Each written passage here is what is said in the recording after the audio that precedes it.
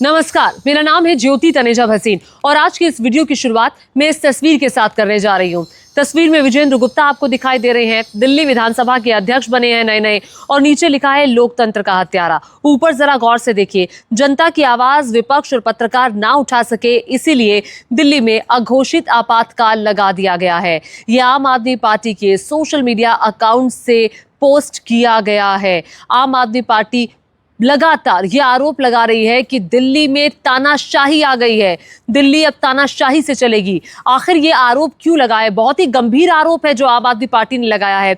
अघोषित आपातकाल का जिक्र किया है, लोकतंत्र का हत्यारा लिखा है। वो इसीलिए दिल्ली की पूर्व मुख्यमंत्री आतिशी ने भी कहा कि दिल्ली में वो हुआ है जो अभी तक भारतीय लोकतंत्र के इतिहास में अब तक नहीं हुआ था। देखिए, मुझे भी याद नहीं है, चूंकि 18-19 साल मुझे भी पत्रकारिता में हो गए हैं। अगर आपको याद होगा तो नीचे कमेंट करके मुझे याद जरूर दिला दीजिएगा।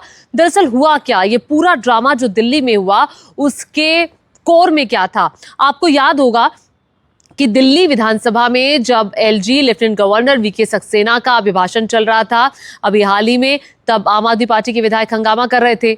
उन्होंने उनके अभिभाषण में खलल डाला तो दिल्ली विधानसभा के जो अध्यक्ष है उन्होंने निलंबित कर दिया इन सभी 21 विधायकों को। चूंकि 22 विधायक आम आदमी पार्टी के, अमानतुल्लाह खान उस दिन मौजूद नहीं थे तो आज वो सदन की कार्रवाई में मौजूद रहे, वो अकेले ही बैठे रहे। इन 21 विधायकों को निलंबित कर दिया गया। अब निलंबन तो हुआ, निलंबन होने के बाद परिसर के अंदर उन्हें अब घुसने से रोका गया है। हालांकि ये निलंबन सिटिंग से होता है। जहां तक मुझे याद है कि जब लोकसभा से सांसदों को निलंबित किया जाता है, किसी विधानसभा से विधायकों को निलंबित किया जाता है, हमने देखा है लोकसभा या राज्यसभा से, तब क्या होता है कि आपकी परिसर में तो एंट्री होती है लेकिन सदन की कार्यवाही जहां चल रही है वहां पर आप नहीं जा सकते, आप सिटिंग में नहीं जा सकते हैं, जहां सभी विधायक बैठे हैं या जहां सभी सांसद बैठे हैं। लोकसभा राज्यसभा की कार्रवाई में जो सांसद निलंबित हो जाते हैं वो वहां नहीं बैठ सकते हैं क्योंकि इजाजत नहीं है, आपको निलंबित कर दिया गया है। यहां पर परिसर में ही अंदर घुसने से रोका गया और यह आदेश किसने दिया? दिल्ली विधानसभा के अध्यक्ष विजेंद्र गुप्ता ने। इसी पर ही आम आदमी पार्टी सवाल पूछ रही है और क्यों ना पूछा जाए कि आखिर क्यों नहीं अंदर घुसने दिया गया परिसर में। खुद आतिशी जब वहां पहुंची तो उन्होंने कहा कि भाई मेरा तो दफ्तर है, मुझे तो काम करना है, आप मुझे क्यों नहीं जाने दे रहे हैं। उन्होंने कहा आप मुझे दिखाइए कौन सा आदेश आया है, आप मुझे आदेश की तामील आप करिएगा, मुझे दिखा तो दीजिए कहाँ है आदेश, कॉपी कहाँ है। वो देखती हैं आदेश में लिखा है और वो बताती हैं ऑफिसर को कि देखिए सिटिंग से मुझे इजाजत नहीं है, हमें निलंबित किया गया है, लेकिन परिसर के अंदर कहाँ लिखा है। कि उन्होंने कहा नहीं मैडम, हमें कहा गया है कि आपको अंदर जाने ही नहीं देना। हालांकि ये बहुत ही हास्यास्पद था। और क्या ये रूल है? अगर रूल है तो ये पता होना चाहिए कि क्या रूल है। सुन लीजिए पहले आतिशी जब वहां पहुंची तो क्या हुआ। ये तानाशाही चल रही है क्या? आप कैसे हमें यहाँ पे रोक सकते हैं? ऑर्डर तो दिखाइए कहाँ पे रुका है, ऑर्डर दिखाइए कहाँ है। ये बिल्कुल लिखा है असेंबली हॉल गैलरी, कहाँ पे लिखा है कि कहाँ पे लिखा है? मैं नेता प्रतिपक्ष हूँ, मैं अपने ऑफिस क्यों नहीं जा सकती हूँ? कैसे रोका हुआ है आपने?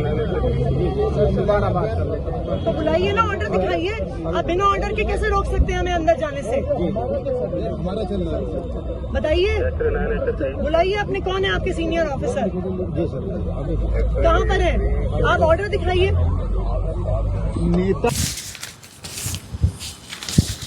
तो आतिशी भी पूछ रही हैं कि बैन तो सदन से है, परिसर से बैन थोड़ी ना है, और कोई ऑर्डर कॉपी वहां मौजूद पुलिस अधिकारी आतिशी जो कि पूर्व मुख्यमंत्री हैं उनको नहीं दिखा पाए।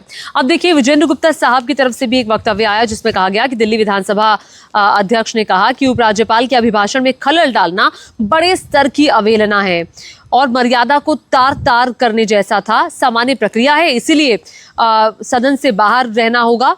तो सदन से बाहर तो है ही, परिसर से भी बाहर जाना होगा। और जब उनका निष्कासन खत्म हो जाएगा तब वो परिसर में आ सकते हैं, सदन में भी आ सकते हैं।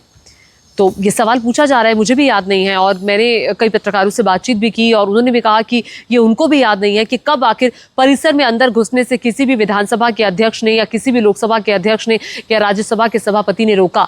ये मेरी नॉलेज में नहीं है।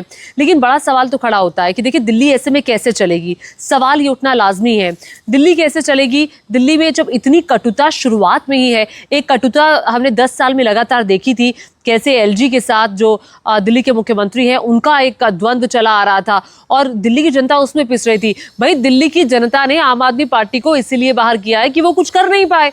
वो जनता के लिए उस लिहाज से काम नहीं कर पाए जिस लिहाज से जनता चाहती थी, तभी तो उनको बाहर का रास्ता दिखाया गया ना। अब ऐसी अगर कटुता रहेगी तो फिर सरकार कैसे चलेगी, सवाल तो ये भी खड़ा होता है। और क्या ऐसी ही कटुता चलती रहेगी?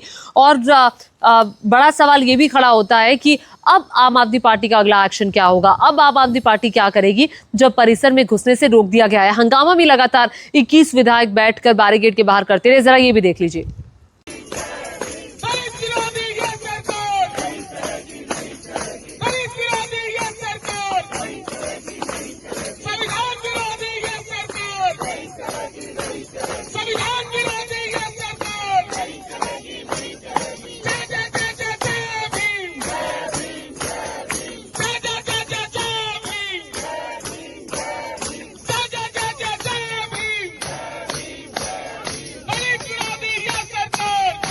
और आम आदमी पार्टी के विधायक लगातार ये कहते रहे कि संविधान की धज्जियां उड़ाई जा रही हैं। हमने बाबा साहेब के लिए नारे लगाए तो हमें बाहर का रास्ता दिखा दिया। बल्कि यहां तक आम आदमी पार्टी की तरफ से कहा गया कि बीजेपी विधायकों ने मोदी मोदी के नारे लगाए, उन पर कोई एक्शन नहीं हुआ। हमने बाबा साहेब के नारे लगाए तो हमें बाहर का रास्ता दिखा दिया गया। बाबा साहेब से, जय भीम से इतनी नफरत क्यों है बीजेपी को? ये सवाल आम आदमी पार्टी ने आज बाहर पूछा।